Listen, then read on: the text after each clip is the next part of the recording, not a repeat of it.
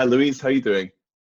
I'm fine. How are you? I'm good. I'm good. My first question to you is: have you discovered anything on lockdown that you never knew about and you now love, or has it been quite a gentle process for you? Well, I've worked at home for a while now, Right. and I think the difference is now my family are at home, which isn't quite the plan. So the kids are being at school, and so my precious solitude has been smashed to bits. Yeah, So lockdown's absolutely. got a slightly different feel in that I'm always working at home. So uh, yeah, but I quite like the thoughtfulness this sort of times produced in the middle of pretty horrific circumstances. So yeah, Absolutely. it's And difficult days. you're an advocate for reflection anyway, which we'll get onto at some point. So the reason for having you on is I was quite happily, I believed, running myself ragged in my entrepreneurial mode. Came across this little thing, which will probably appear backwards, but I'm going to put up a nice slide of it to show people what we're going to talk about, which is your book, The Entrepreneurial Myth, which, in my view, really holds a mirror up to what's behind the facade of the average and real entrepreneur. So I started reading this book thinking, this is great, I'm going to read Louise's book. It's going to be one of these sort of upbeat sort of drum bangers for, it's going to be like Dragon's Den. It's going to be like, just fail all the time. It'll be fine. Just keep tracking on. But actually, I found myself getting deeper and deeper into the sort of empathy for what is the real story of, hundreds of thousands of entrepreneurs, which you show us in great detail. But then you bring us into the light and you offer us something different. You give us an invitation, which I think is fantastic. I love the book. I think it's fantastic. How did you Thank come you. up with this idea to write this and in this mode? Yeah, well, it started at the University of Aberdeen actually. So 20 years ago, in the year 2000, I did a dissertation there on entrepreneurial mythology. It had a really sort of snappy title, as thesis tend to do. And but it was basically about how we follow these archetypal stories, and stories that have been handed down from the Greeks, in business. So we live out these stories, and we sort of make them our business reality. And I created this model to show how the media and policy and politics and education builds a myth around business founders, and that swells to fantastical heights, and the very fact we've got Dragon's Den, and we very often sort of characterize entrepreneurs as heroes, saving our economies, all this kind of thing. So I was really interested in all of that, and I built a model to show how the entrepreneurial myth swells, but then also how it crashes. So basically people fall to earth, are in disgraced, because none of us are that heroic. And I predicted a sort of post-entrepreneurial time when we would approach business very differently, with a sort of realistic perspective. Yeah. But you've got to remember, I wrote that in year 2000, so that was Tony Blair, and businessmen were going into his government and glugging champagne, and absolute rock stars. So although it had, it was well received academically, it was an academic piece of work. And then I went off and I created a business called Bread PR, which some of your viewers might be familiar with. And the themes that I'd studied just came alive, really. I understood my work with a different perspective, because from the inside of entrepreneurship, launching and building and selling a business, it's a very different sort of perspective, full of sort of brutal, lonely moments. And that's not to say entrepreneurship isn't amazing and brilliant and wonderful and enthralling. It is all of these things. But I basically sort of through the lens of actually running a business and selling a business, it added so much more to the story that I wanted to revisit it. And basically, when I moved back to London following the sale, I had the opportunity, following a chat with a publisher in a coffee shop, that made me an offer to write the Entrepreneurial Myth. So I jumped off the edge and did just that. Dream. I think it would have been certainly simpler for you to just talk about entrepreneurs as we know them today. But I think the thing that grabs me about this book is the depth of research. It is, well, in my view, phenomenal. The fact that you take us back to the first sort of utterings in any sort of documentation about trade, back to ancient Greece. You take us through all the geographies. You take us through the psychological and sociological elements. You take us through economics. You look at the modern day, and then you look at reality. It's the breadth of research. Was that all done in 2000, or did you go back and revisit it and sort of refresh it? Oh no, I revisited it. So I luckily had written a pretty decent methodology, so I redid the research from scratch, which is why the book rests on a 30-year media sample. So in the original research, the first media sample was 1989, and then it was 2001, and then I repeated the whole thing in 2018. And I also did I took a 50-year period of enterprise policy and analysed that in India, China, UK and US, because if a job's worth doing, it's worth doing well. And I wanted to be sure, because some of the ideas in there are countercultural, and I wanted to be sure. So, and I am sure it's a thing. And in many ways,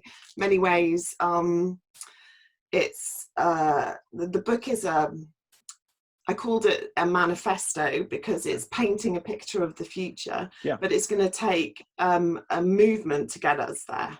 It's not a small change. It's quite a radical change to make entrepreneurship a sort of healthier, wealthier place to do business. So you mentioned earlier that you come from a particularly good position of reference. There's lots of there's lots of charlatans out there that have written books on how to make your first million in 30 days and all that kind of stuff. But your book is very centered. It's very calming. It gives us the roadmap, but it comes from a position of good reference because you are entrepreneurial. You've got the badge, you've got the T-shirt, you've got the diploma, you've built companies, sold them, you've been through the hardship and all that sort of stuff. Just want to talk us a bit through. You mentioned that you grew a company and you built it. Just talk a bit about the sort of challenges that you faced along the way that added to the book. I think like all things, we were bitten by the 2015 oil price issues. Probably for those still with a chunk of their business in the oil and gas industry, today, that's going to be a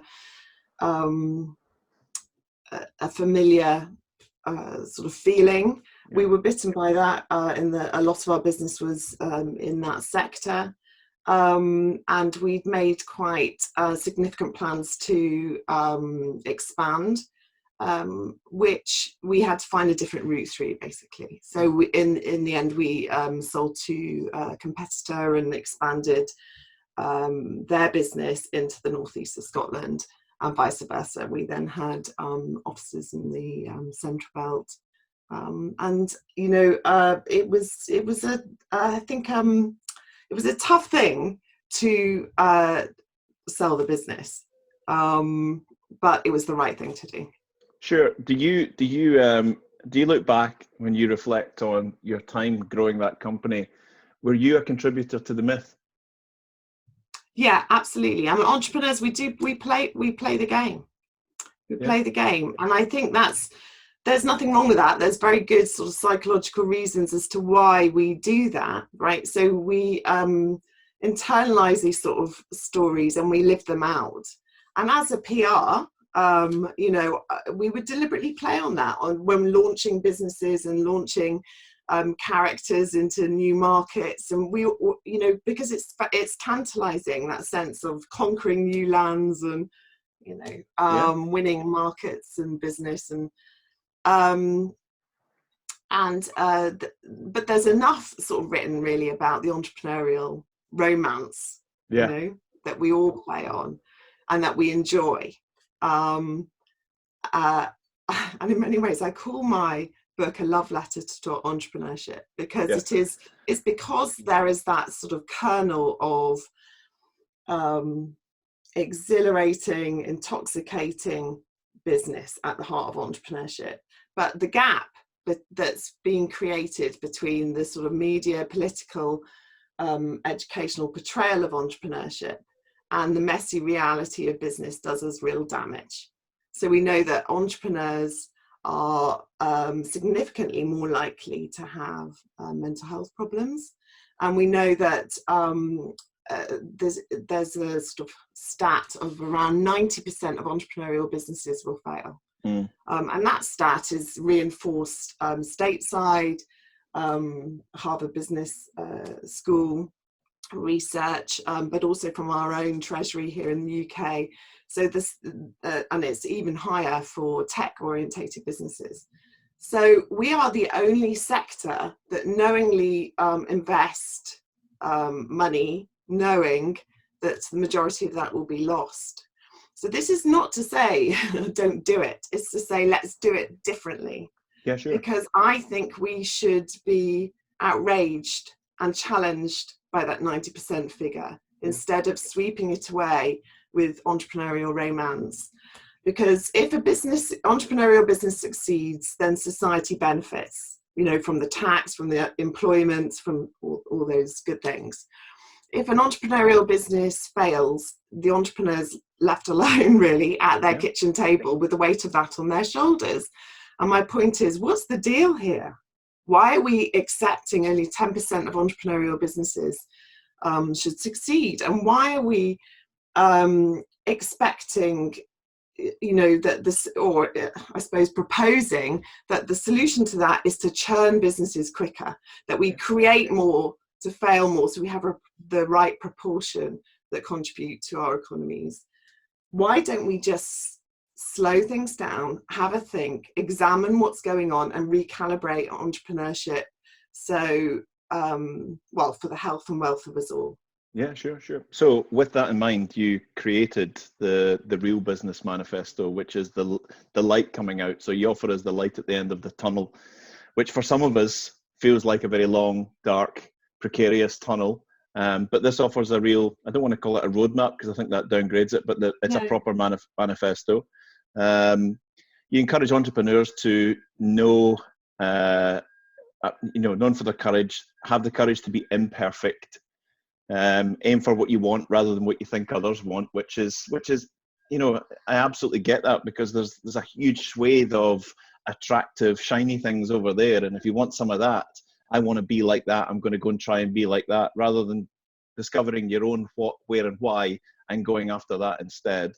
So you developed the manifesto. Did the manifesto come easy, or did it just come out of all the reference work?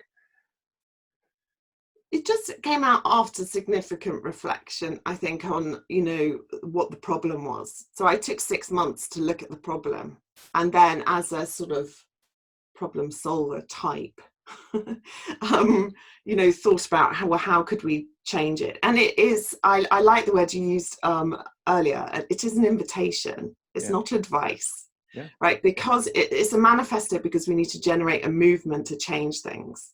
This is not follow Louise Nicolson, that would be ridiculous, right?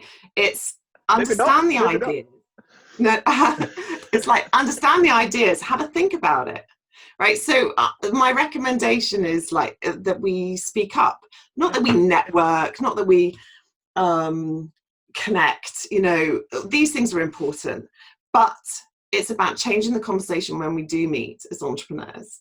You know, so it's not, we're not, at the moment, there's just this sort of individual confessional. You might get the odd book about somebody who's, you know, spilling the beans on Silicon Valley or something like that. But what we need to do is start drawing a bigger picture, seeing the patterns, And that first and foremost requires us to be brutally honest with each other, and to develop a new sort of entrepreneurial language that isn't killing it, smashing it. It's actually not so good this month. I do need a bit of help, you know? So just broadening our vocabulary around entrepreneurship.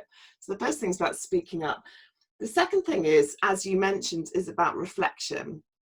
Because if you're not the entrepreneur of the myth, then who are you?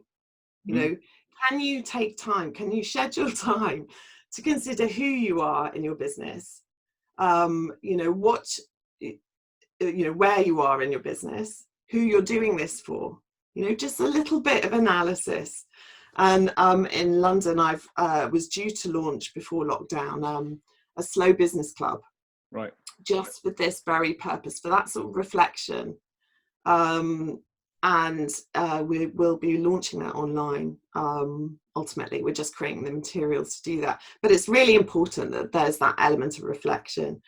Then it's about connecting. So again, about drawing these patterns and understanding that this is not a unique experience. So I spoke to an awful lot of entrepreneurs. I've got a 30-year sample of research. This is not a unique experience, right? Yeah. You've got multiple people feeling the same. And we've got to connect with a sort of a community of talents, I call it, around us. And that not just broadening the vocab of entrepreneurship, but broadening how we perceive entrepreneurship. So thinking about the sort of operators, the farmers, the kind of curators of business, and how entrepreneurial businesses rely on those talents as well as the innovators, yeah, you know, and just sort of broadening out entrepreneurship. Because what's quite interesting is a huge number of entrepreneurial businesses leverage the power of community. So you think about Airbnb or Uber, or, you know, the big businesses, but rarely are those sort of powerful processes of community applied to entrepreneurship itself. Yeah. It's very much a lone pursuit, yeah, which I think sets it up for 90% failure rates, right? So there's that piece around connection, and then there's something around learning from the patterns we discover. So once you pull that data, what are you going to do with it? Right, so I partnered with a company called Autopsy, which is a data company that analyzes why businesses fail. right. And Mariam, who's the CEO there, reached out to me when the book was launched. And in many ways, our businesses are the two halves of the same problem. So we're working together, doing a sort of series of sort of, I suppose, how can I call it? Sort of information, sort of seminars, really, to try and raise awareness of these concepts. So she has a database of over 2,000 businesses, and we're starting to see those patterns, the core reasons for business failure. And then more than that, this movement has got to be around designing that failure out of the entrepreneurial system. So that's quite complex, but it would be pretty familiar to people, to your audience who are interested in safety design and safety promotion. And in the book, I interviewed Gretchen Haskins from Halley Offshore for that purpose, to look at, how you take, catastrophic failures, serious incidents, and use those as a means to design the sort of prevention interventions. To work it back, yeah. Yeah, and so I'm working at Halley Offshore at the moment to learn a lot more about that. And so I think there's a role for that in business. Right. And I'm, creating these sort of awareness raising sort of seminars to try and get more people along with that. Because it's, one book's not going to cut it. One or two or three or four people aren't going to cut it. Yeah. We've actually got to change how we think,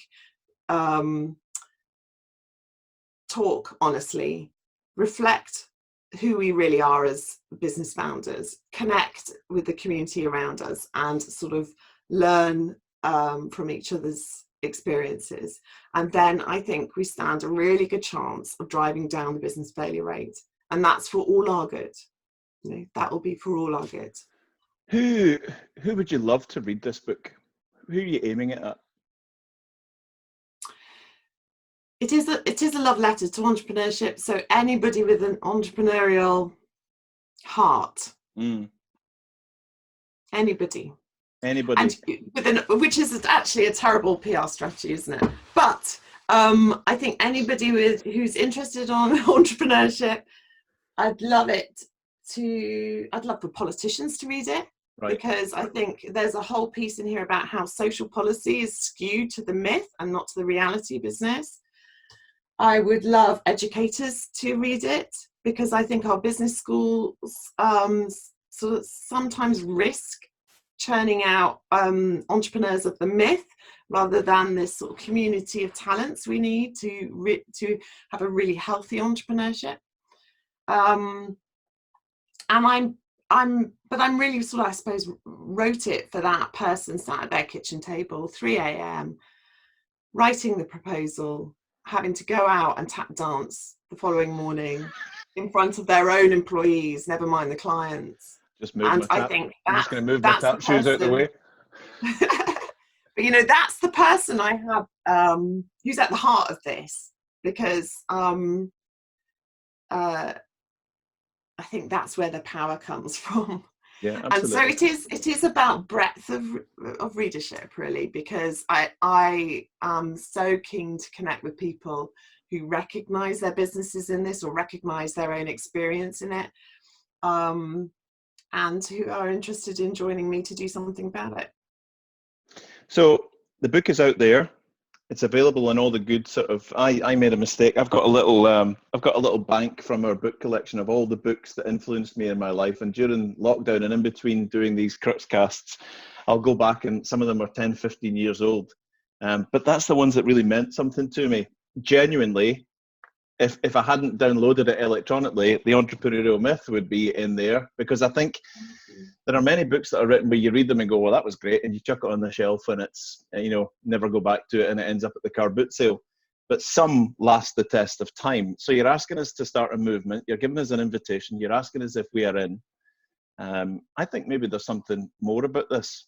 I think every good movement needs a hub, somewhere to go. I would like somewhere to go and talk about my experiences with the myth and the manifesto, and maybe share experiences about some of the Mind the Gap, Keep It Together, Speak, and all of that. So maybe there's something more after this about yes. that, somewhere to go, because it's almost yes. like it's a call to action, and I kind of feel that I want to act after I've read it. I don't want to just go, well, that was great.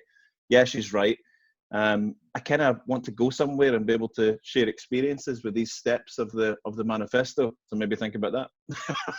Yes. Well, I mean, you know, that's at the heart of the Slow Business Club. Right. And I think, you know, that is going to be a reflective sort of space. And then it's a very different sort of space in the partnership with the autopsy around that. Okay, so what we're going to do about it? Because there's two levels to this. There's the individual level of, this is my experience, let's connect our experiences so they're not just confessionals. Let's take, you know, really get to grips with that shared community experience of entrepreneurship. And then there's the, well, what we're going to do about it.